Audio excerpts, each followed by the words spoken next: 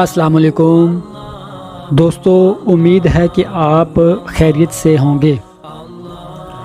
رمضان کا 17واں روزہ بہت بہت مبارک ہو۔ آج کی نیکی نمبر 17 میں ہم صفائی کے چند اصولوں اور طریقوں پر بات کریں گے کہ آخر کن طریقوں پر عمل پیرا ہو کر ہم صفائی کا خیال رکھ سکتے ہیں۔ خدا ان لوگوں کو محبوب رکھتا ہے جو صفائی کا بھرپور خیال رکھتے ہیں، اور آخری نبی صلی اللہ تعالیٰ علیہ وآلہ وسلم نے بھی صفائی پر بہت زیادہ زور دیا۔ فرمایا، طہارت اور پاکیزگی آدھا ایمان ہے۔ مطلب کہ آدھا ایمان تو یہ ہے کہ انسان اپنی روح، سوچ اور خیالات کو پاک رکھے، اور باقی آدھا ایمان ظاہری جسم کی صفائی کا خیال رکھنا ہے۔ لہٰذا چند ایک طریقوں پر عمل پیرا ہو کر ظاہری جسم کی صفائی کا خیال رکھا جا سکتا ہے۔ سب سے پہلے جب بھی سو کر اٹھیں تو ہاتھ دھوئے بغیر پانی کے برتن میں ہاتھ نہ ڈالیں۔ کیا معلوم سوتے میں آپ کا ہاتھ کہاں کہاں پڑا ہو۔ نمبر 2، غسل خانے کی زمین پر کبھی بھی پیشاب کرنے سے پرہیز کریں۔ نمبر 3، ضروریات سے فراغت کے لیے نہ قبلہ رخ بیٹھیے اور نہ قبلے کی طرف پیٹھ کیجیے، اور فراغت حاصل کرنے کے بعد پانی سے لازمی استنجا کیجیے اور بعد میں صابن وغیرہ سے خوب اچھی طرح ہاتھ دھو لیجیے۔ نمبر 4، جب پیشاب یا پخانے کی ضرورت ہو تو کھانا کھانے نہ بیٹھیے، فراغت کے بعد ہی کھانا کھائیے۔ نمبر 5، کھانا وغیرہ کھانے کے لیے دایاں ہاتھ استعمال کریں۔ وضو میں بھی دائیں ہاتھ سے کام لیجیے اور استنجا کرنے اور ناک وغیرہ صاف کرنے کے لیے بایاں ہاتھ استعمال کریں۔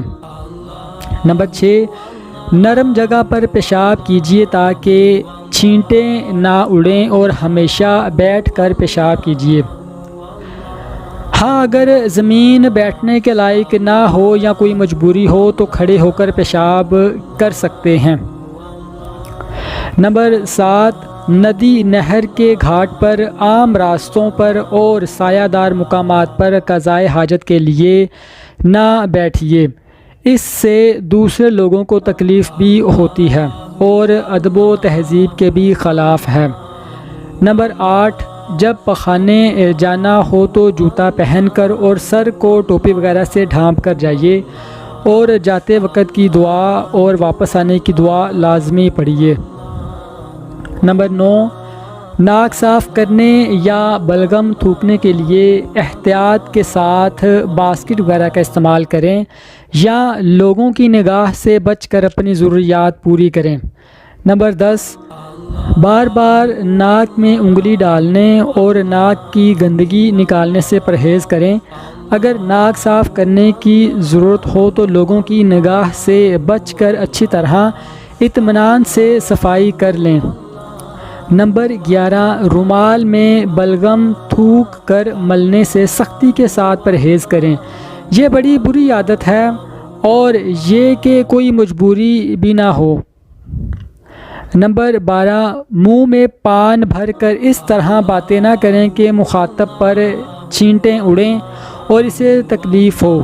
اسی طرح اگر تمباکو اور پان کثرت سے کھاتے ہوں تو منہ صاف رکھنے کا بھی انتہائی اہتمام کریں، اور اس کا بھی لحاظ رکھیے کہ بات کرتے وقت اپنا منہ مخاطب کے قریب نہ لے جائیں۔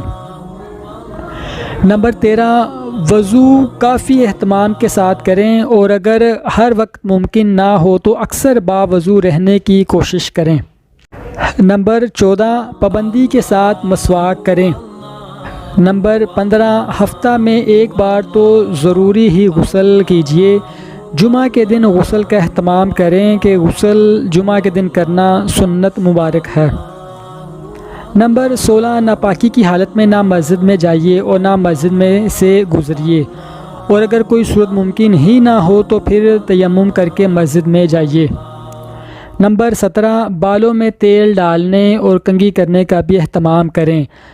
اگر داڑھی ہے تو داڑھی کے بڑے ہوئے بے ڈھنگے بالوں کو کینچی سے درست کر لیجئے۔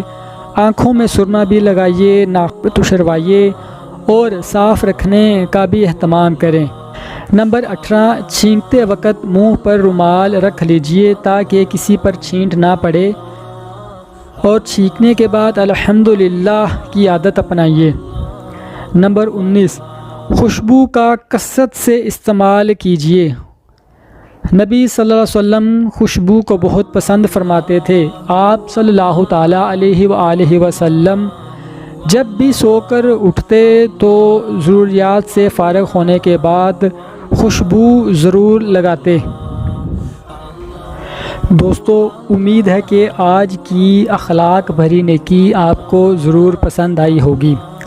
ملتے ہیں کل انشاءاللہ ایک نئی سوچ کے ساتھ، تب تک اللہ حافظ۔